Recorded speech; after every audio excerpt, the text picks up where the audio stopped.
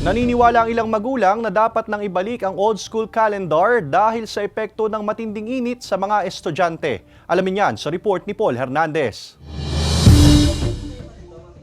Ramdam na raw ng inang si Elena ang epekto ng tag-init sa dalawang anak na nag-aaral. Di syempre mainit po, tapos sakit ng ulo pag uwi, maghapon nang nakahiga dahil sobra daw pong init sa school. Kaya panawagan niya at ng ilang magulang, madaliin na ang proseso para maibalik sa dating school calendar ng mga mag-aaral. Sana po yung dati na lang po uli para bakasyon na sila habang maaga.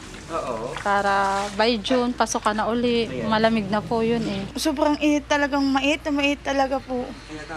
Ibalik po sa normal. Sa Senate hearing ng Education Committee, sinabi ni Department of Education o DepEd Assistant Secretary Francis Bringas na isinumite na sa Office of the President ang rekomendasyon nila at nasa desisyon na ng Pangulo ang agarang pagbabalik ng June to March school calendar at bakasyon ng April to May sa susunod na school year. The department has already submitted a letter to the Office of the President presenting other options, including a more aggressive alternative of ending school year 2024-2025 in March 2025. Aminado rin nga ang DepEd Batangas City na pahirap pa ng pahirap ang dinaranas ng mga estudyante at guro sa loob ng classroom dahil sa nakakairita umanong lagay ng panahon. Nadagdagan ngayon ng suspension na dati alindol, ulan, pero ngayon ay iba na ang trend talaga due to climate change.